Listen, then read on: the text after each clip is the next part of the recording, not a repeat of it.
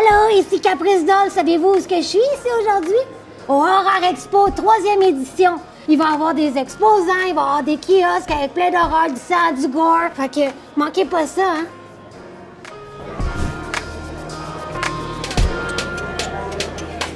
Allô? Qu'est-ce que tu as à nous montrer aujourd'hui?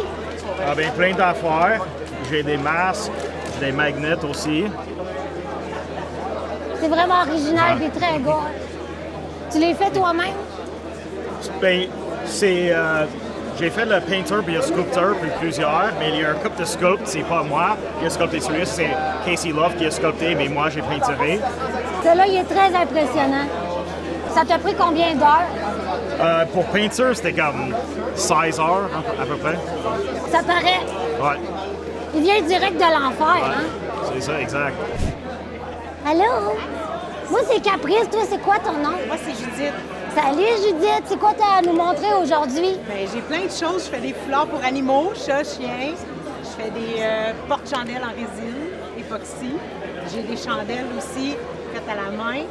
Des sacs, un petit peu différents Ils sont en modèles. forme de cerveau. Oui. J'ai des tabliers aussi, puis des décorations pour mettre sur les murs. Ils sont tellement blancs, on a le goût des faire avec du sac dessus. Ben oui, hein? C'est fait pour ça C'est aussi. fait pour ça. On Ben peut oui. saler nous en sang. Il faut un Ben oui, tablier. comme ça, là. tu te salis pas. Exactement. C'est bien pensé, ça. Ouais.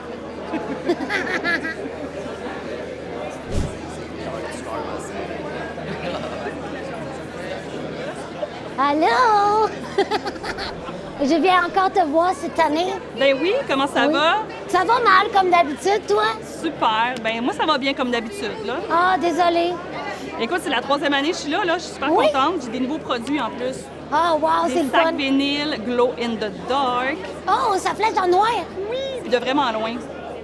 Fait que voilà. C'est toutes des créations à moi. Je prends rien sur Internet, c'est vraiment mes créations, mes dessins, mes peintures, que je fais des sous-produits. Très intéressant. Cool. Et belle ta poupée? Ah, lui, c'est Cookie, il parle dans ma tête. Ah oui, Il serait tanné à Londres. Ouais, gars, qu'est-ce que tu veux? Il voulait venir, là. Il n'est pas Ben qu'à oui. dormir. Il voulait voir tes affaires. c'est correct. Ouais, j'ai bien fait de l'emmener. C'est vraiment très joli. Merci beaucoup. Ben, merci à toi. Passe une belle journée. Hey, allô? C'est quoi ton nom?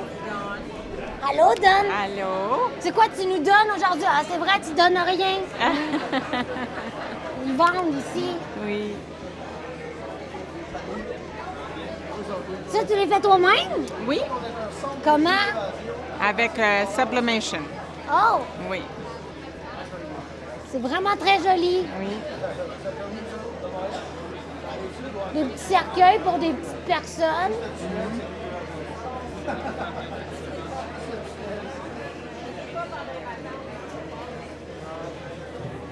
Merci beaucoup. Merci. Allô, allô. On se revoit encore cette année. Ben oui. Est-ce que tu as emmené des nouvelles choses? Nouvelle, C'est plein. ouais, ma production d'accroche-porte, là. Wow, wow, wow. Puis Excellent. ça, elle fait tout ça elle-même. Avec Ouais. ses petits doigts. Tout peint à la main.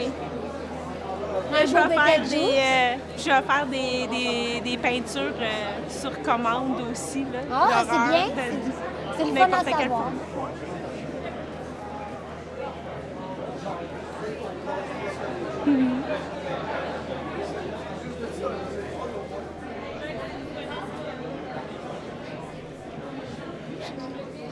Hi. Bon, on a fini notre petit tour, là. Puis il y a bien d'autres choses à voir. Il y a les conférenciers à voir. Toi, tu vas-tu y aller? Moi, tout. On peut regarder la télé en attendant. Donc, mesdames et messieurs, on accueille Monsieur Robin Aubert.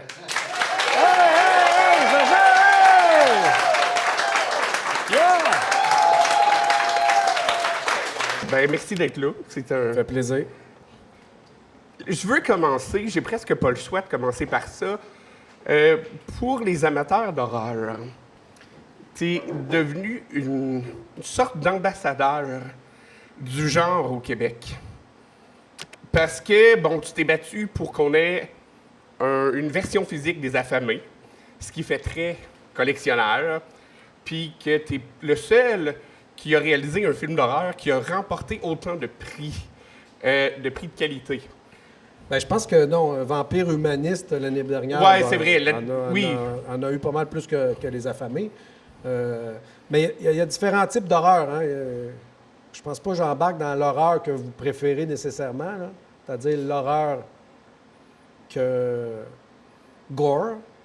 Moi, plus d'horreur auteur. Des fois, il y a comme deux mondes. Pour avoir visité plusieurs festivals de films fantastiques puis d'horreur, c'est comme deux mondes un peu, là. Mais je suis un grand fan de sang. J'aime le sang. L'aspect rouge me fascine, j'aime ça. Mais ça, je réponds pas à ta question. Non, mais c'est intéressant, continue.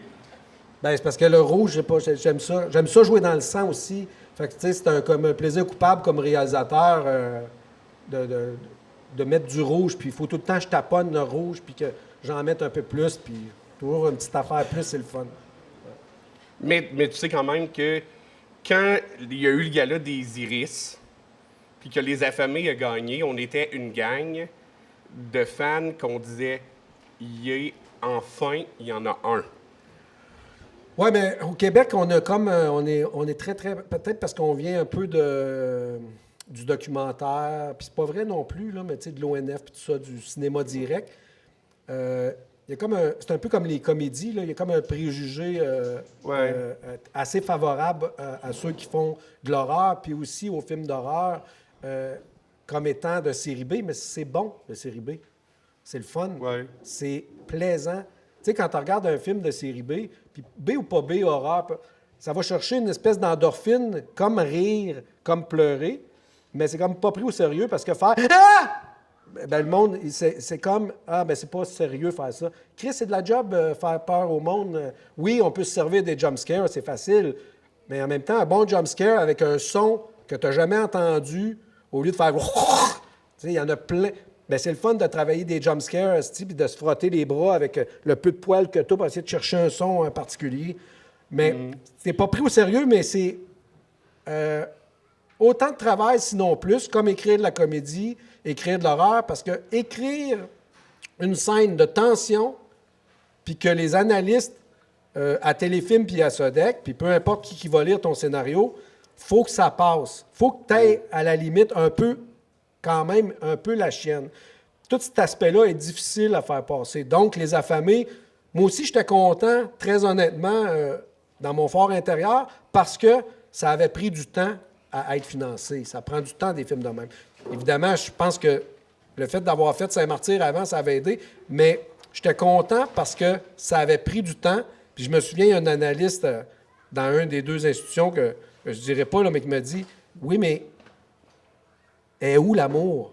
Tabarnak, c'est un film de zombies, câlisse. Est où l'amour? » Je veux dire, dans les personnages, dans le fait que... Mais est où l'amour? Je suis pas en train de faire un film d'amour, mais il y a un préjugé entre... Tu sais, t'en vas déposer un film d'amour, le monde ne se pose pas la question. T'en vas déposer un film de genre.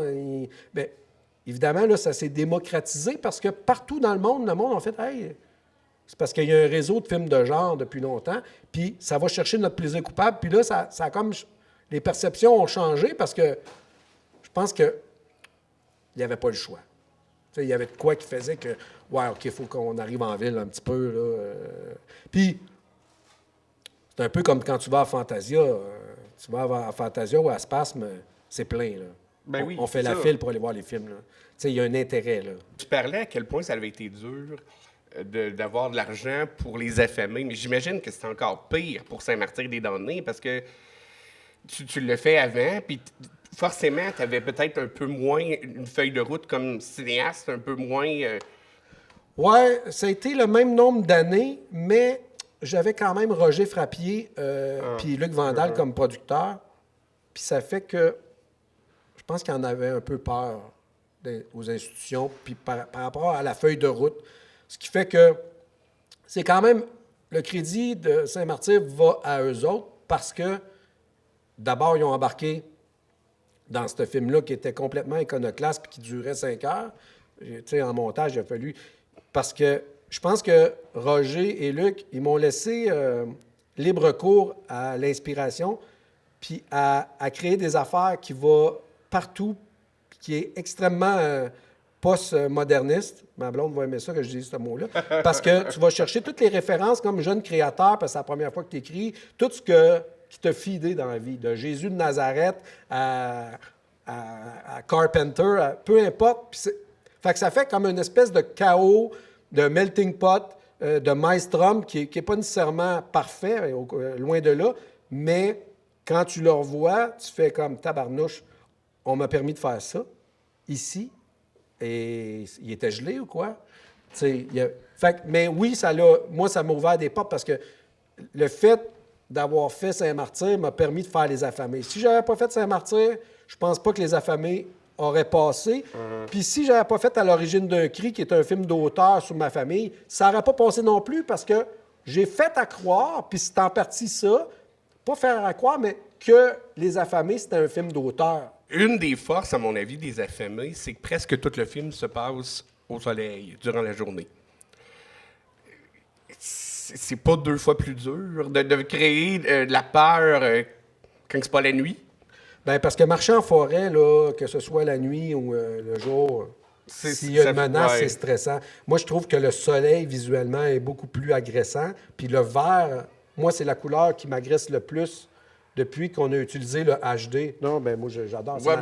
Non, mais c'est ma couleur préférée. Mais le vert qui a du jaune dedans, le vert pelouse, là, le vert forêt, pas forêt, mais le vert pelouse. J'appelle ça le vert pelouse. Le vert qui a du jaune dedans en plein été, là, ce vert-là, là, quand il rentre dans une caméra, maintenant, on ne tourne plus en pellicule, on tourne en HD. Là, quand ça rentre dans la caméra, là, c'est crissement agressant pour moi, pour mon œil. Donc, ça rajoute à la menace parce que déjà, moi, je me sens pas bien à ce vert. C'est un vert que je fais comme... dehors, mon œil est capable de compenser. La caméra, quand je le regarde à travers la caméra, je fais « Calisse, ça m'a... » Voyons, je me sens pas bien avec du vert. Fait que le vert de nuit, il est beau le vert de nuit parce qu'il est estompé quasiment en kaki. Ouais. Ça, c'est soft. Mais le vert de jour, tabarnouche, c'est agressant. Puis moi, j'aime ça, les films d'horreur de jour. Tu sais, de Fog, ça se passe. La Fog arrive en fin de journée, puis il y a de quoi dans le film de Carpenter qui est autant épeurant de le voir arriver en fin de journée que la nuit quand il se passe des affaires dans l'église. Tu sais, l'espèce de jour, fin de jour, je trouve ça très inspirant, moi. En tout cas, le plan des Affamés où ils sont en camion, puis qu'on voit comme un long, on peut pas dire un couloir, mais un long sentier dans le bois, puis qu'on voit qu'il y a du monde immobile. Moi, sérieux, je trouve que c'est un des plans les plus glaçants des dernières années que j'ai vu au cinéma. Là. Sérieux. Ben, ça, ce rang-là, ce petit chemin-là, il est à 5 minutes de chez nous, puis je me promenais souvent en pick-up là, puis en char, puis je le voyais, ce sentier-là, puis je faisais tabarnache, si je mets 2 personnes là, puis ces personnes-là, la maman et sa petite fille, tu sais, le moindrement que tu vas au musée puis tu vois des toiles de même, quand il y a une dame qui tient la main des photographes aussi, puis ça fait un peu... il y a un côté aussi italien, là, les vieux films d'Antonioni, là, au loin, là. Mais il y avait déjà, peu importe où l'heure que je passais, il y avait une ambiance, parce que la lumière rentrait pas, mais elle rentrait juste assez pour que le vert mousse du sentier te donne un léger frisson. Fait que, tu sais, je passais souvent, puis je l'ai écrit. En fait, c'est ce sentier-là fait que j'ai écrit la scène. Parce que si je ne l'avais pas vu, je l'aurais probablement pas écrit, cette scène-là. Là. Comment t'es venu l'idée de choisir Marc-André, Monia, Brigitte, tous les acteurs du film? Feeling, parce que moi, j'ai pas fait d'audition. J'ai fait juste des auditions pour la petite fille, mais j'ai pas fait d'audition parce que je sais, moi, comme acteur, que dans le temps, je passais des auditions, j'étais pas bon. Fait que je trouve que les comédiens, je les connais assez. J'ai pas mal assez vu ce qu'ils ont fait que je leur donne le rôle. Fait que il n'y avait pas de... ça s'est fait vraiment de manière instinctive. Puis, tu sais, j'admire le travail de Micheline Langto, Monia, Brigitte Poupard. C'est tous des cinéastes aussi. Ce qui fait qu'il y a une facilité... j'ai jamais senti, là... tu sais, c'est comme quand on m'engage comme acteur, ils savent que je ne vais pas essayer de dire « Ouais, moi, je mettrai la caméra là. » Tu sais, tu t'en vas là comme acteur. Tu n'as pas un esprit périphérique de comment la scène est... Tu as juste un esprit qui est par rapport à ton plexus solaire de comment jouer. Tu n'es pas commencé à concentrer, à faire... Fait que, tu sais, je suis allé vraiment instinctivement avec le casting, ouais. Tu disais en entrevue, parce que là, on est encore dans les affamés, que ce qui t'avait donné l'idée au début, c'est parce que tes grands-parents étaient décédés, puis que tu avais vidé, je pense, pas un garage, puis qu'il y avait comme plein de chaises, puis que c'est ça qui t'avait donné l'idée, là, tu sais, de faire comme les pyramides. C'est le premier plan du film, c'est ça, dans le fond? Non, mais en fait, c'est des années avant mon cousin. En fait, c'est ma tante. Puis ma tante, elle était antiquaire. Puis mon meilleur ami, qui est mon cousin, qui était sa mère, il dit, il va falloir qu'on aille vider l'entrepôt à un moment donné. Je dis, moi donc ça, l'entrepôt. Il a ouvert la porte, puis il y avait des chaises et des chaises et des chaises et des chaises. Puis là, j'ai vu ces chaises-là, puis il y avait des milliers de chaises. Bien, des milliers de chaises. Mettons, des centaines de chaises. Je me disais, il y a quand même du monde. Ça fait beaucoup de monde là, qui se sont assis sur ces vieilles chaises-là. Moi, l'affaire qui me fait le plus peur, outre lui avec son masque, c'est les fantômes. Je sais que ça existe, des fantômes. Fait que ces chaises-là, j'ai fait, hein? Puis ça a germé, cette espèce de tour. Puis je me suis dit, ah, les affamés, ils ont peut-être encore un esprit humain à l'intérieur d'eux. Puis dans le fond, ils essaient de récupérer de quoi de leur passé pour essayer de... Tu sais, ils sont un peu proactifs, mes zombies. Puis comme l'humain a toujours fait depuis le début des temps, il essaye de... Ben oui, ça aussi, il essaie de créer des tours pour atteindre Dieu. Oui, c'est ça que je voyais un peu... Tu sais, il y a une allégorie au fait que moi, la raison pour laquelle j'ai écrit des zombies, c'est que je trouvais que de plus en plus, on est des estis de zombies. Là. Je pense que c'est un peu ça. Fait que je pense que c'est l'allégorie aussi de cette espèce d'affaire-là. Là, c'est clair que ça fait un film social. On s'entend, c'est un film qui... C'est plus qu'un... Il y a beaucoup de sous-textes. Ben, je pense que... Ben, tu sais, ça vient pas de moi, ça, dans le sens que je pense que n'importe quel... Il y a beaucoup de films d'horreur qui ont un aspect... Tu sais, tu regardes des films de Carpenter, bon, il y a le côté plaisir de l'horreur, mais il y a un sens derrière. Oui, toujours. Tu sais, des livres, là, oui, il y a un aspect extrêmement social. Puis Romero, par rapport à ses films de zombies, a toujours dit que tu as un aspect social. Dawn of the Dead, c'est extrêmement social. Tu sais, c'est sur la consommation. Puis, en fait, j'ai réalisé qu'en faisant un film de zombies, tu faisais un film politique. Tu sais. Puis moi, je pense que ma manière d'exprimer les affamés, c'est par rapport aussi à la nature qui va reprendre éventuellement le contrôle. Ouais. Je te demanderai pas, puis d'ailleurs, je te remercie de ne pas avoir donné d'explication dans le film de ce qu'étaient les tours, même si tu en parles un peu. Mais je veux savoir pourquoi le personnage de Monia a un instrument avec elle. Ben, je pense que ça vient de sa famille. Elle a un accordéon. Oui, c'est le vestige probablement de... Tu sais, elle était dans un chalet avec sa chum, puis probablement que la seule affaire qu'elle a pensé partir avec, c'est l'accordéon. Mais je pense que outre l'accordéon, probablement qu'il appartenait à son père, parce que... Mais je pense que ça représente aussi... Je pense qu'elle traîne le Québec un peu. Là. L'accordéon, il y a un côté traditionnel qui fait que elle traîne comme un restant de patente qu'on se souvient plus. Là. Ouais, genre, peut-être. Ouais. Puis là, on a parlé que les affamés avaient un côté aussi politique. Mais c'est drôle parce que tes films de genre, je les trouve pas si différents que ça de tes films qu'on pourrait appeler, même si plus sérieux. Même si, bon, disons, les critiques coincées diraient peut-être ça comme ça, là. Ouais. Mais ton cinéma est très politique. Je ne sais pas. Hey, c'est une bonne question. Sérieusement, je me pose pas de question, mais il y a des affaires qui me titillent, puis probablement que ça doit transparaître dans l'écriture. Comme là, je suis en train d'écrire un autre film de genre, mais un film de vengeance. Parce que j'aime les films de vengeance. C'est sûr que j'aime ça, tu sais. Je peux pas m'empêcher, tu sais, de faire une scène avec une fourchette, là. Tu sais, je trouve ça le fun, une fourchette dans une main. Ça me...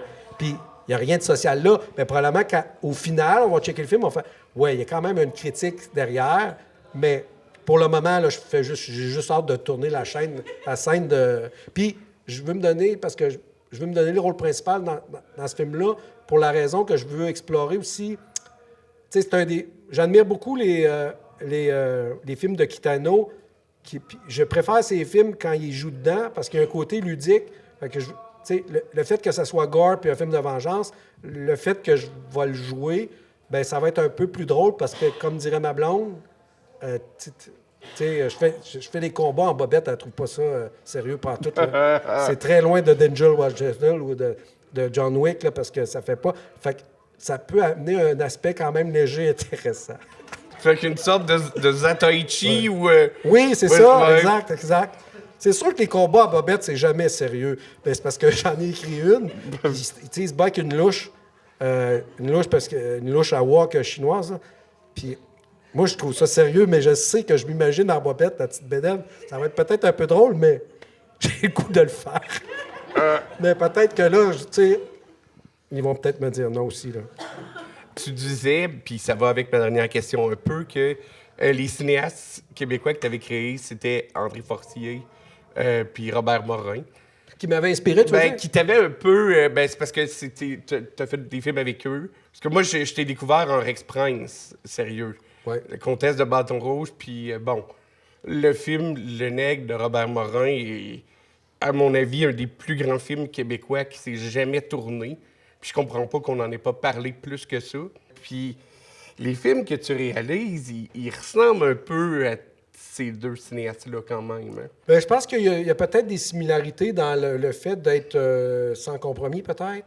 Le fait aussi de l'aspect raw. Je pense qu'on se reconnaît aussi. Hein? Tu sais, des cinéastes, ils vont chercher des acteurs puis des actrices parce qu'ils se reconnaissent en eux. Je pense qu'ils sont venus me chercher pour cette même raison-là. Mais il y en a plusieurs. Tu sais, je pense à Jean-Marc Vallée qui m'a tellement aidé à plein des niveaux avant de partir pour la course Destination Monde. Je pense aussi à Paul Baillargeon, avec qui j'étais supposé de faire un long métrage puis qu'on a toujours fusé à un moment où la parité était totalement pas là. Puis une grande cinéaste comme ça, se faire refuser à chaque année.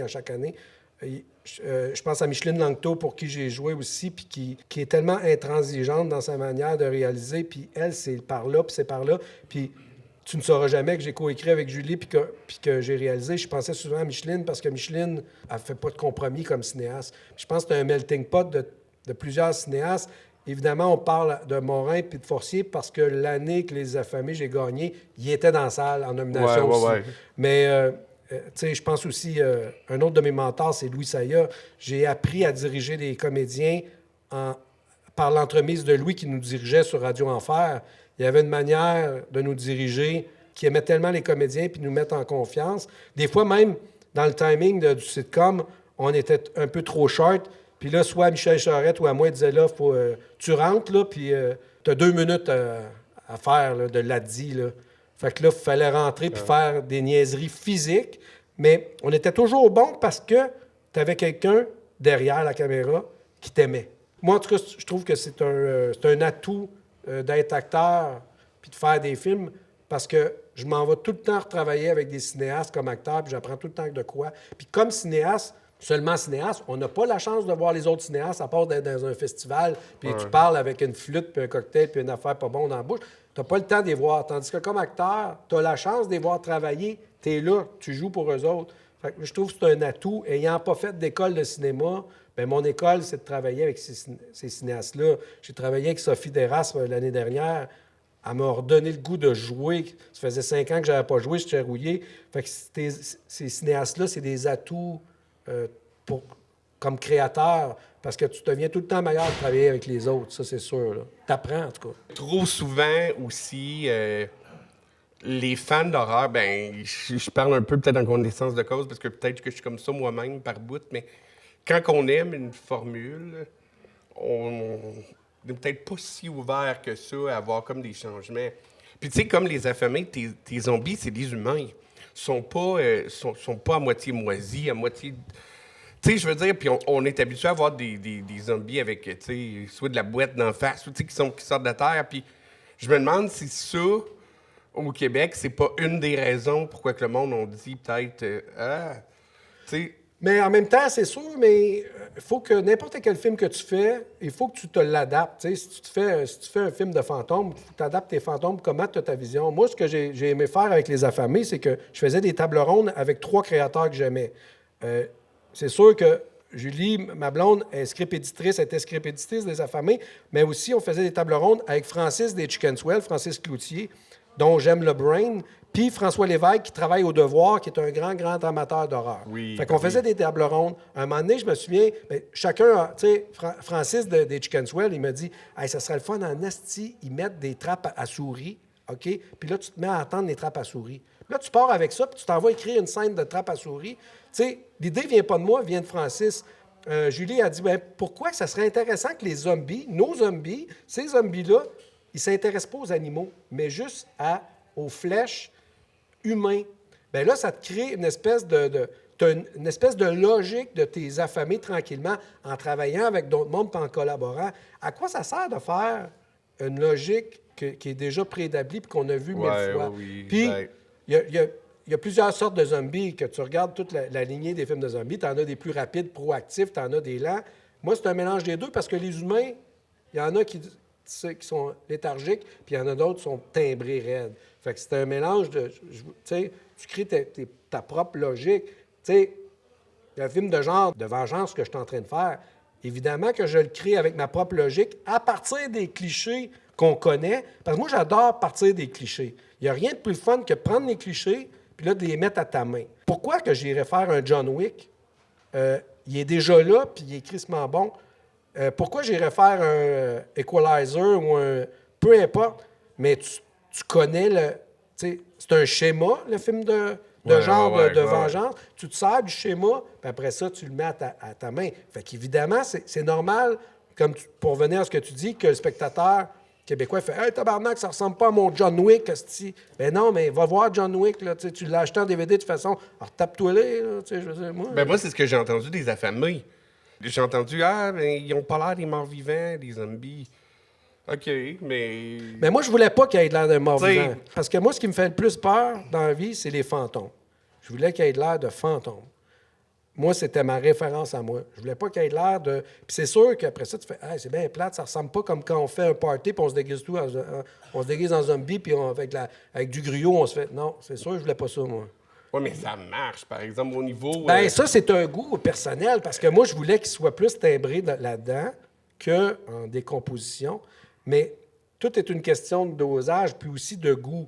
J'aime le flèche, l'espèce de chair humaine, mais je pense que je préfère le sang. Fait que je voulais avoir des fontaines de sang qui tombent. Ça vient, encore une fois, c'est un peu référence aux pyramides. Pourquoi ça vient? Parce que je pense que je vais souvent dans les musées, où je vais souvent dans... Tu sais, un moment donné, tu rêves à quelque chose, tu fais « Comment ça? » Tu sais, il y a des aspects surréalistes que tu ne sais pas qu'est-ce que c'est là, mais tu vas finir par le savoir éventuellement que, mettons, de tout savoir d'avance. Il y a bien des affaires dans ce film-là que je ne sais toujours pas.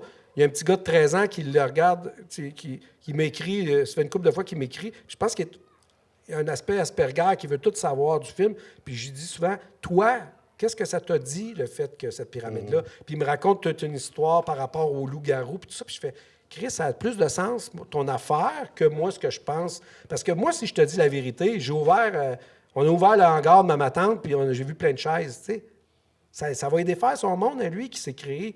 Fait que, quelque part, je pense que le spectateur est pas mal plus inventif que le cinéaste.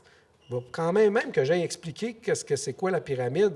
Je pense que votre idée est bien meilleure que la mienne. T'sais. C'est pour ça que j'aime pas ça trop le raconter, parce que je sais que moi, qu'il y a des scènes que je... Tabarnak, pourquoi j'ai fait ça? Je ne le dirai pas, mais je ne sais pas tout ce que ça veut dire. Mais quand un spectateur vient me voir et me fait « Hey, moi, je pense que c'est ça. » Eh oui, c'est ça, oui. Ouais, c'est ça. Bien, je te remercie infiniment d'être venu. Je vous remercie d'être venu. Écoute, je ne m'attendais pas à autant de monde dans cet événement-là. Fait que ça me touche au bout. J'espère que j'ai bien... Ah ouais, ben, oui, très heureux. Puis continue tes films. Merci. Sérieusement. La littérature de genre, il y en a de la très bonne au Québec, mais souvent, elle n'est pas assez connue. Et si vous adonnez à tomber sur les livres de Madame, vous allez avoir un coup de cœur. Donc, j'ai le grand plaisir d'accueillir Ariane Gélina. Merci. Merci de l'invitation, Jean-François, aujourd'hui. J'aimerais ça, premièrement, te poser comme question. Je sais que tu es une enseignante. Est-ce que quand tu écris, le côté pédagogique est là? Ou est-ce que tu es capable d'en faire complètement abstraction pour essayer de raconter une histoire? Je pense qu'il va rester là inconsciemment. D'ailleurs, belle question là, pour amorcer là, la discussion. Puis c'est vrai que j'ai beaucoup aimé que tu as aussi mentionné un peu l'inattendu qu'on va rencontrer dans mes écrits. C'est ça. Puis parce que c'est ce que je souhaite. Là. Je souhaite un peu déstabiliser puis aller arpenter des sentiers où on ne m'attend pas nécessairement. Donc ça, merci là, d'emblée là, pour ce commentaire-là. Puis ça fait effectivement une dizaine d'années que j'ai commencé à être chargée de cours. Je me qualifierais pas d'enseignante parce que c'est pas un emploi à temps plein qui a été le mien, mais j'ai bel et bien été chargée de cours jusqu'à tout récemment, je te dirais, parce que je viens de commencer un nouvel emploi chez Culture Mauricie. Mais même l'an dernier encore, j'enseignais le fantastique et la littérature policière à l'UQTR. Donc c'est certain que depuis une dizaine d'années, avec cette façon-là de présenter le fantastique et l'horreur, bien entendu. Dans mon cours sur le fantastique, on passait plusieurs heures à voir comment le fantastique peut cohabiter avec l'horreur, sous quelle forme au pluriel, qui ont été les initiateurs. Je me rappelle que je présentais entre autres un Stephen King où tu mentionnais Lovecraft tout à l'heure. On y reviendra peut-être avec mon projet de bande dessinée. Je veux. Ça reste, j'ai l'impression que consciemment, ce que je m'aperçois le plus, le côté pédagogique va se retrouver un peu plus dans les descriptions.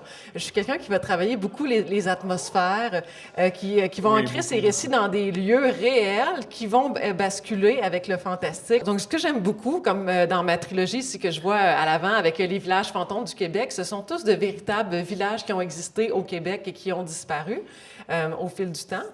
Puis, j'aime aller visiter ces lieux-là et en témoigner dans mes récits. Donc, j'ai l'impression que, du moins consciemment, l'aspect pédagogique, si se retrouve à quelque part, ça va être davantage de ce côté-là, dans la façon dont je vais décrire les lieux. Puis c'est sûr que je fais beaucoup de recherches documentaires sur le terrain, comme par exemple, je suis allée passer pas mal de temps sur l'île d'Anticosti pour mon projet de roman L'île au naufrage. Puis, en même temps, il faut toujours que je me mette une espèce de petite note mentale à la réécriture pour qu'il ne faut pas que ce soit trop pédagogique. Dans le sens que je suis pas en train d'écrire un guide touristique. Et je me redis, Ariane, c'est pas parce que tu adores lire des guides touristiques lorsque tu prépares tes voyages et puis que tu vas les lire d'une couverture à l'autre en prenant des notes, que ton lecteur ou ta lectrice, il y a quand même sa part aussi.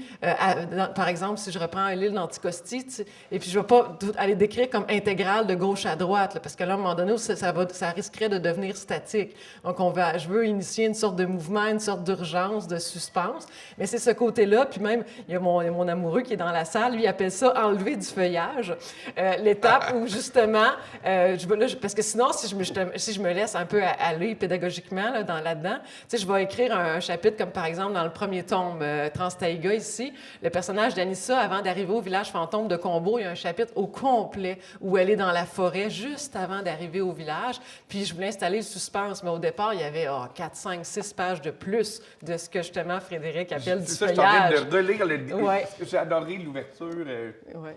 J'adore comment l'histoire, le drame arrive dans le... C'est incroyable quand même, parce que tu nous racontes des histoires fantastiques. Tu passes du présent au futur. C'est sûr qu'il y a plein de données historiques. Puis, en même temps, on n'a pas l'impression que tu essaies de nous... Bon, tu sais, l'effet passe partout. Tu sais, qu'on fait une émission pour l'enfant, pour leur montrer ici, pour leur montrer... Puis on a un cahier des charges. On se dit, OK, là, on va avoir 4 apprentissages à la fin de l'épisode. Oui. Puis à travers ça, moi, ce que je trouve super de tes romans, c'est qu'il y a une qualité littéraire qu'on ne voit pas nécessairement chez tous les auteurs de genre. Je parlais avec toi... j'ai fait une entrevue avec probablement une amie à toi, Francine Pelletier. Ah oui, je la connais bien. Tu mentionnais Solaris, donc juste pour situer tout le monde. Donc, Francine Pelletier, elle est la coordonnatrice de la revue Solaris aussi, là, pour laquelle elle travaille depuis de longues années. Et puis, Francine Pelletier travaille également beaucoup ses atmosphères dans ses écrits. C'est ça. Mais tu sais, on parlait justement des auteurs qu'on trouvait qui avaient quand même une...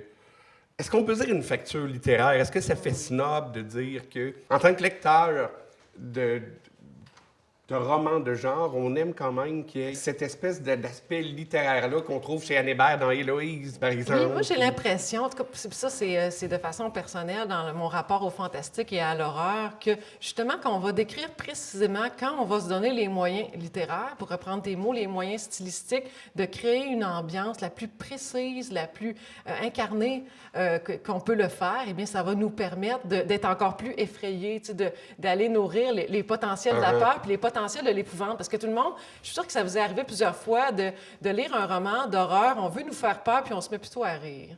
Donc, c'est un peu dommage, parce que ça veut dire que l'auteur ou l'autrice s'est pas mal passé à côté de son mandat. Hein? Et puis ça se passe dans le langage, à mon avis, justement, quand, au lieu d'avoir peur, on se retrouve à se moquer. Et que je pense que comme auteur, comme autrice d'horreur, qui veulent vraiment réussir son effet, on gagne à travailler comme miniaturiste, justement, puis à réfléchir à chaque mot, à chaque montée, à chaque effet, de se dire, OK, est-ce que cette phrase-là, c'est trop? Est-ce que là, mon personnage se retrouve trop stressé, par exemple? Parce que ça peut être le cas. Comme dans mon roman « Quelques battements d'ailes avant la nuit », qui est mon avant-avant-avant-dernier. J'en ai quelques-uns. Au départ, le personnage, puis là, je vois mon ami Guillaume, qui est toujours un de mes bêta-lecteurs, qui est un excellent directeur littéraire. Il a été 15 ans chez Brin d'Éternité, puis vous irez lire ce qu'il fait aussi maintenant. Il écrit plus, c'est bien. Donc, Guillaume, tu m'avais dit, à quelques battements d'ailes, bien là, le personnage n'arrête pas de se gratter. Là, à un moment donné, c'est beau de comprendre que, oui, je voulais la notion des problèmes de peau, la réaction, je voulais m'intéresser un petit peu à l'eczéma, mais à un certain stade, ben c'est trop. Puis là, on commence à avoir, on n'est pas justement en train de rire en disant « Ah, elle se gratte encore, c'est non drôle », mais tu sais que ça devient comme trop. Donc, c'est toute une espèce de dosage, de miniature pour réussir à son effet. Puis, mais même à ça, je viens de parler de bêta-lecteurs, donc des premiers lecteurs. Puis là, ça donne que mes deux lecteurs, justement, les plus sévères, donc c'est Guillaume et Frédéric, et j'adore ça, parce que c'est eux qui vont tout du côté de l'horreur et du fantastique, ils vont me le dire quand, non, là, à ce moment-là, c'est trop ou c'est pas assez. Parce qu'une chose que j'ai eu à travailler beaucoup comme autrice au fil du temps, donc depuis mon tout premier livre, qui était 2011, L'enfant sans visage, que tu m'as fait le bonheur de lire, c'est qu'au départ, il y avait comme pas vraiment d'émotion dans mes livres. Puis quand on veut écrire du fantastique puis de l'horreur, puis que nos personnages, ils traversent toutes des espèces de situations horrifiantes en disant « Bon, OK, d'accord. » Bon, ça peut fonctionner de temps en temps d'avoir un psychopathe, mais j'ai dû apprendre à rajouter de la psychologie, à rajouter de l'incarnation, tout ça. Donc, je pense que ça se passe beaucoup dans l'écriture, à mon avis. Mais juste la créature, les amalgames que tu as créés dans ce premier roman-là, écoute, je veux dire, moi, les erreurs, les failles que tu cites, je les ai pas vues, mais les monstres que tu as, si on peut les appeler monstres, c'est juste ça vaut de lire le livre 3-4 fois. Bien, j'ai ajouté de l'émotion dans ce projet-là aussi, là, avec les conseils des lecteurs, puis aussi des bonnes réactions.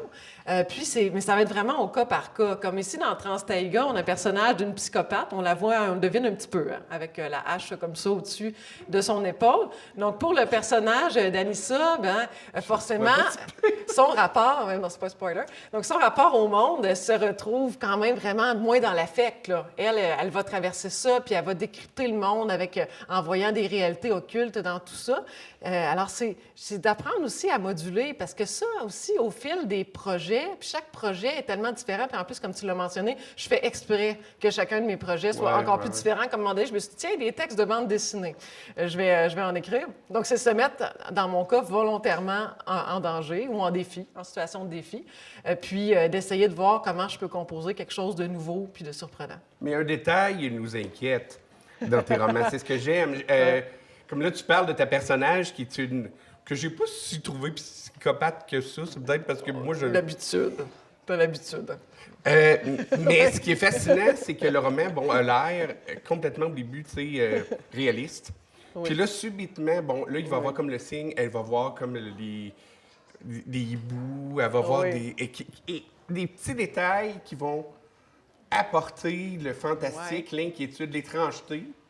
Oui. Puis c'est ce que je trouve qui est vraiment très bien dans tes romans. Là, ça monte lentement, puis... Oui, puis ça, c'est un choix aussi personnel. C'est qu'au fil du temps, là, je me suis de plus en plus rendu compte que cette espèce de rythme lent, qu'on peut percevoir comme lent, ou en tout cas un rythme à tout le moins atmosphérique, dans mon cas, dans mon approche, il est souhaité et il fait partie de ma démarche. Parce que j'ai essayé, puis là, j'écris aussi quand même beaucoup de nouvelles, mais mes nouvelles ont quand même aussi ce même rythme atmosphérique. Oui. C'est sûr que c'est différent, là, écrire un roman et une nouvelle là, comme approche ou des textes de bande dessinée, mais ça reste que j'aime ça prendre mon temps, cette espèce d'immersion-là dans le décor, dans les détails, de plus en plus dans la psychologie au fil des projets. Puis si on veut écrire, puis qu'on n'a pas ton ami qui est le directeur, c'est quoi tu dirais? Comment on fait pour se faire publier aujourd'hui? Parce que c'est très dur. Moi, puis à chaque fois que j'invite un écrivain, je lui parle de ça parce que je trouve que c'est pas de bon sens comment c'est. Pour avoir essayé plusieurs fois. C'est devenu de plus en plus difficile. Puis là, si jamais il y a des gens dans la salle qui ont comme envie aussi de donner des pistes auxquelles je ne penserais pas, je dirais gênez-vous pas. Parce que ce que j'ai constaté, moi, ça fait, donc, ma première publication, c'était en 2011, donc j'approche de la quinzaine d'années de publication, et j'ai vu le milieu éditorial changer. Comme, tu sais, tout à l'heure, je mentionnais mes deux lecteurs les plus sévères, donc, bon, il y a Guillaume et Frédéric. Frédéric a publié plusieurs romans, aussi en fantastique, en horreur, que je vous invite à découvrir. Moi, je suis d'abord tombée en amour avec l'œuvre avant de tomber en amour avec Frédéric, pour vrai. Il y a son roman La nuit soupire quand elle s'arrête, dont le personnage s'appelle Ariane, que j'ai lu. Et puis j'ai commencé, je lui ai écrit un courriel. Pour vrai, c'est d'un romantisme, ça, ce que je vous raconte là.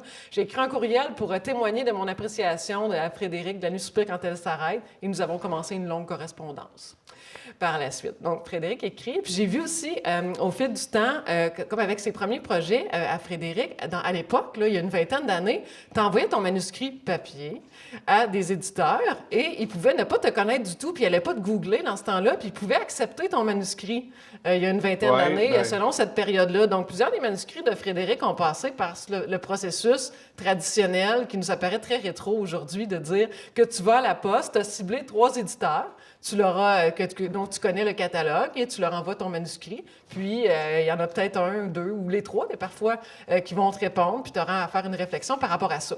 Donc, à l'époque, ça fonctionnait comme ça. Et il y avait quand même un pourcentage davantage d'ouverture. Au fil du temps, c'est devenu, déjà là, si on fait un bond, dans les époques de 7-8 ans plus tard, on se ramassait, on envoyait un manuscrit, que ce soit en papier ou en ligne, et puis l'éditeur, c'est sûr qu'il nous avait googlé. Puis si on avait un blog, là, ça pouvait nous nuire ou nous favoriser. Mais l'éditeur est allé voir, parce qu'aussi, puis avec l'acceptation des manuscrits en ligne, ils se sont retrouvés à avoir encore plus de manuscrits. Donc, il y a ça qui s'est produit. Fait que ça, c'est comme un peu la phase des manuscrits en ligne qui ont amené un autre niveau de difficulté. Et ensuite, il y a eu la troisième et dernière phase qui a mis comme le clou dans le cercueil, qui était déjà quand même un bon gros cercueil, c'est-à-dire la pandémie, pendant laquelle beaucoup de gens se sont découverts un talent caché pour l'écriture, qui aurait peut-être parfois dû rester dans le cercueil. Oui. Bon, et ce qui fait que les éditeurs se sont retrouvés encore plus avec des manuscrits. Tu sais, bon, oui, ça a permis d'avoir quelques pépites à travers ça. Donc, ça, c'est un petit peu le portrait qui a évolué. Et puis, ajoutons à ça que maintenant, il y a des gens qui s'amusent à envoyer des manuscrits écrits par l'intelligence artificielle à des éditeurs. Donc, après ça... Donc, déjà, qui était surchargé depuis que les gens qui s'étaient découvert un talent secret pour l'écriture pendant la pandémie. Bon, en plus, il y a les manuscrits d'intelligence artificielle. Donc, ça nous amène plus que jamais. Puis quand j'enseigne, par exemple, une des tâches que je donne à mes étudiants et étudiantes, c'est d'aller dans un événement littéraire. Puis pas juste d'y aller puis de pas parler à personne, là, de rester dans son coin en gribouillant vaguement des notes, là, en faisant semblant qu'on écrit de la poésie. Là. Mais non, d'aller dans un événement littéraire puis de rencontrer des gens. Puis c'est exactement, s'il y en a qui ont envie de publier aussi parmi vous, c'est exactement le meilleur type d'action qu'on peut poser aussi pour se faire connaître. Et puis on est vraiment, vraiment loin de l'époque où on pouvait dire, moi, j'écris toute seule dans mon bureau, dans le fin fond de mon sous-sol, et puis j'envoie mes manuscrits comme des bouteilles à la mer. Parce que c'est Jonathan Reynolds qui m'expliquait qu'il a écrit un livre Frisson pour les jeunes. Puis il me disait, là, je vais voir avec l'éditeur si prochainement, tu sais, il pense que ce sujet-là serait bon. Puis si le sujet serait bon, ben, je vais y écrire un roman peut-être qui a un lien. Là, tu te dis, mais moi, si j'ai pas accès à cet éditeur-là, je fais quoi pour écrire non, ce c'est pour ça roman-là? qu'actuellement, une des meilleures suggestions, je crois, que je pourrais faire avec les genres que nous aimons, qui sont le fantastique et l'horreur, c'est d'écrire de la nouvelle, pour commencer. Aussi, puisqu'il y a quand même pas mal, il y a des ouvertures de ce côté-là. Il y a la revue Solaris, il y a la revue Brin d'éternité. Il y a aussi des ateliers qui se donnent en horreur. Il y a mon ami collègue d'Alire, Philippe Aubert-Côté, qui donne des ateliers d'écriture sur la nouvelle d'horreur. As-tu participé? J'ai pas participé, Ah ouais? mais j'adore ce qu'il écrit. Ouais. Là, il est supposé en écrire un d'horreur. Ouais. Oui, son C'est de la prochain. science-fiction, le dernier. Oui, mais cet automne, que ce soit Philippe Aubert-Côté, lui, donc, il donne des ateliers d'horreur, et puis ces dernières années, il se passionne particulièrement pour le genre. Et cet automne, lui, ainsi que moi et Raphaël Béadan, qui est une auteure de fantastique et d'horreur, on fait tous les deux paraître un livre chez Alire, donc ils sont deux novellas d'horreur. Donc ça, c'était la petite parenthèse. Mais je dirais, donc, peut-être écrire du texte bref pour commencer, ça peut être une bonne façon là, d'apprendre à se faire connaître, d'aller à la rencontre de d'autres auteurs aussi comme ça, mais c'est difficile. Tu l'as mentionné dans ta question. C'est difficile. Au Québec, Et puis, c'est devenu... puis, on se rappelle, on est rendu à l'intelligence artificielle là, qui vient saturer nos éditeurs et nos éditrices. Donc, bon, on doit se retrouver à composer avec ça. Puis, On est rendu je veux là. parler, puis je l'ai apporté. Écoute, il faut vraiment qu'on en parle. Tout le monde aime Lovecraft, ou presque. Du moins, je l'espère. Est-ce qu'il y en a qui ne l'aiment pas? On va faire un petit... Lovecraft et Edgar Allan Poe, vous n'avez pas le droit. OK? OK. Tu as collaboré avec Christian Quesnel sur cet ouvrage-là. Ouais. Écoute, l'idée de base qui est fascinante et que j'ignorais, c'est que Lovecraft est venu à Québec. 3 fois. Oui, c'est assez peu su, puis c'est tellement pas connu comme information que ça fait partie de pourquoi Christian Quesnel et moi, on a eu envie de monter ce projet-là. C'est que, Lovecraft, mais tu sais, je n'ai fait pas la mythologie, là. Il n'aimait pas ça sortir de chez lui, là. Tu sais, bon, OK, on s'entend. Il n'aimait pas beaucoup sortir et il n'y avait pas énormément de moyens financiers. Mais il est allé 3 fois à Québec et la ville de Québec était l'endroit de prédilection où il a pris ses 3 vacances dans sa vie, là, pour résumer. 3 fois dans la même ville et c'était Québec. Donc, c'était dans les années 30.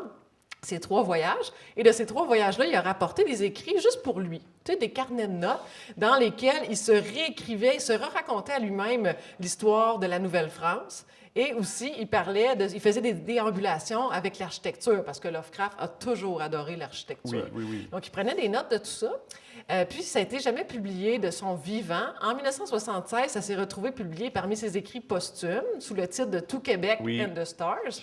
Puis, ce texte-là a beaucoup inspiré Christian Quesnel à la base. Parce qu'au départ, Christian, il était seul dans le projet de la Cité oblique. Je vais vous raconter un petit peu comment on a été amenés à collaborer ensemble. Donc, au départ, Christian, il lit les textes de Lovecraft à Québec. Christian adore aussi la ville de Québec. C'est aussi un BDiste qui est fasciné, passionné par l'histoire. Et là, il se disait depuis plusieurs années, « Hey, il me semble que j'aimerais vraiment ça faire une incursion dans le fantastique. » Puis, si vous avez l'occasion de voir les planches, à quel point son style, incroyable. je vais peut-être te laisser le montrer, on va le montrer ensemble. Son style aussi est tellement propice au fantastique, puis à un aspect tentaculaire, sanglant. C'est peut-être pas le... Non, celui-là, et puis on est peut-être- plus dans le vert. Elle est difficile à manier un petit peu. Hein? Bon. Mais je vais te laisser trouver une tentacule pendant que je continue de parler. Oui. Pour montrer à quel point... Puis Christian est aussi un passionné de musique métal. Donc, dans plusieurs de ses personnages historiques, il y a des clins d'œil aussi Il y en a un au petit peu métal. Il y en a un petit peu ici, comme Mais on peut le les voir. illustrations, c'est incroyable. Ouais. C'est sublime. Il y a Cthulhu, entre autres, mais à peu près toutes les déités viennent poindre leurs tentacules sur une ou l'autre des pages. Puis aussi, ce qu'on a fait avec ce projet-là. Donc, première version, Christian Quesnel, il reprend le texte d'origine de Lovecraft, ses déambulations, puis sa vision de la Nouvelle-France à l'époque. Puis, il écrit, donc il réalise les planches, puis avec le texte original de Lovecraft. Tu sais, ça donne... Non, puis ses portraits, là, Christian, là, c'est vraiment là, très, très accompli. Donc, il réalise ça avec le texte d'origine de Lovecraft. Il présente ça aux éditions Alto, qui l'ont publié à la toute fin du processus. Puis, Christian, il reçoit le commentaire d'Antoine Tanguay chez Alto. Ben, c'est pas assez Lovecraft. Il dit, c'est juste des notes. C'est juste des notes de voyage. Puis Lovecraft, il voulait pas publier ses notes de voyage. Donc, Christian, il se fait donner comme mandat. Il dit, il faudrait Lovecraftiser Lovecraft. Puis là, après, il se dit, OK. Bon, alors il commence à penser, il dit, qui que je connais autour comme auteur-autrice de fantastique qui adore Lovecraft? Donc, on avait un ami commun, on a un ami commun qui s'appelle Louis Cabral. Moi, j'ai déjà travaillé dans le milieu des bibliothèques, et puis Louis Cabral aussi. Puis elle dit, d'après moi, Ariane Gélina doit être genre avoir lu 2-3 fois l'intégrale de Lovecraft. À l'époque, c'était 2. Mais après, je l'ai lu une 3e fois avant de faire le projet. Donc, effectivement, il ne se trompait pas. Il nous met en contact. Puis là, après ça, je me suis dit double mandat. À la fois pour l'univers de Lovecraft, donc le mettre de l'avant, et le style de Lovecraft, qui m'a toujours vraiment beaucoup interpellée.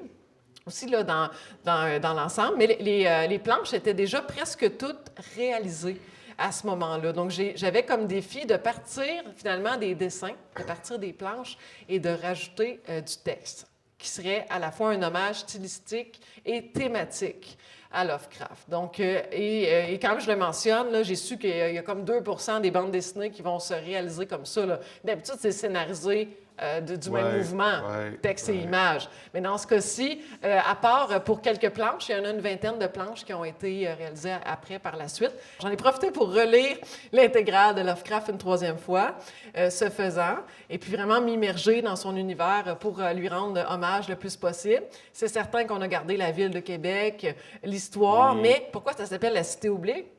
C'est que c'est une réalité alternative. La Nouvelle-France devient la nouvelle Riley. Vous savez, Riley, c'est la ville dans laquelle le Cthulhu dort patiemment en attendant son avènement. Puis on peut l'appeler avec la formule rituelle qui se retrouve d'ailleurs à la toute fin du livre. Mais il reste que, pour avoir trouvé des extraits des voyages de Lovecraft, puis là, c'est à peu près peut-être le moins intéressant des textes. J'ai pas lu comme toi. Ouais. J'ai trouvé des extraits. Puis c'est, tu sais, quand tu dis qu'il a fallu que tu le Lovecraftiser. Lovecraftiser. C'est incroyable parce que les textes qu'il a écrits, c'est étrangement banal pour du Lovecraft. Oui, mais lui, c'était des notes qu'il prenait pour lui-même au fil de ses déambulations dans la ville de Québec. Donc, il y a quelque chose, l'éditeur, lui disait carrément, il dit, c'est beige. Je dis, c'est comme lire un article sur Wikipédia. Il disait, bon... C'est un petit peu trop exagéré, mais pour réussir à, justement, parce que là, on parle de 200 planches, donc de susciter l'intérêt, de créer un suspense, puis d'aller rendre hommage à toute cette cosmogonie qu'a créé Lovecraft dans l'ensemble de ses nouvelles. Donc, c'est ça qu'on voulait faire. Puis, par la même occasion, sérieusement, pour faire l'air à des plus jeunes, moi, je trouve que c'est parfait pour dresser un historique aussi. C'est quelque part, de façon camouflée, on reconnaît des personnages. Je vais faire un parallèle avec ta première question parce que le nombre de parents qui ont offert ça à leurs adolescents de secondaire 4 qui suivent des cours d'histoire est vraiment élevé parce que les épisodes de la Nouvelle-France sont dans le bon ordre. Là. C'est juste que c'est pas exactement les mêmes personnages. Ils sont peut-être un peu moins recommandables, mais juste un peu. Juste un peu. Mais on se retrouve avec un Jacques Cartier. Je pourrais peut-être le retrouver pendant que tu fais ton commentaire. Il y en a qui a un masque à la Jason. Là, il y en a un... Ça, c'est Jacques Cartier. La graphie a changé. Ouais. Mais c'est tout dans le bon ordre. Il y a vraiment un aspect pédagogique. Jusqu'à la bataille des plaines d'Abraham, qui sont d'autres plaines. Le fait que Lovecraft aussi est mis en scène. Oui. C'est fascinant. En tout cas, sérieusement, vous devez acheter ça. C'est très, très bon. Merci. Je veux te parler les derniers romans que j'ai lus. Moi, j'adore Quelques battements d'ailes avant la nuit. La finale est digne de Lovecraft aussi. Oui, mais je me suis beaucoup intéressée aux possibilités horrifiques et fantastiques du maritime ces dernières années. Et ça continue même d'être le cas dans le roman sur lequel je suis en train de travailler, qui se passe sur un bateau.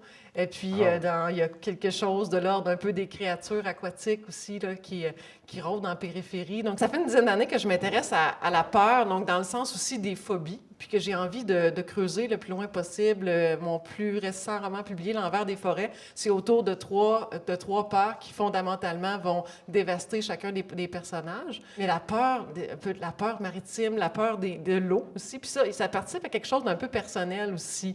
Je suis quelqu'un qui a passé 3 fois près de se noyer, donc c'est sûr que j'ai eu très peur dans des occasions comme ça. En même temps, j'adore être en mer, les bateaux me fascinent aussi, être à... donc, Attraction-répulsion, ouais, c'est là, ça. tu sais, Il y a vraiment le- quelque chose que j'ai envie d'investiguer de longue date, puis avec y compris dans la finale de Quelques battements d'ailes avant la nuit. Ben écoute, je te remercie infiniment de Ouais. ton temps. Puis j'encourage tout le monde à lire tes romans. Puis j'ai hâte de lire les prochains. Oh, ben merci Jean-François, merci tout le monde.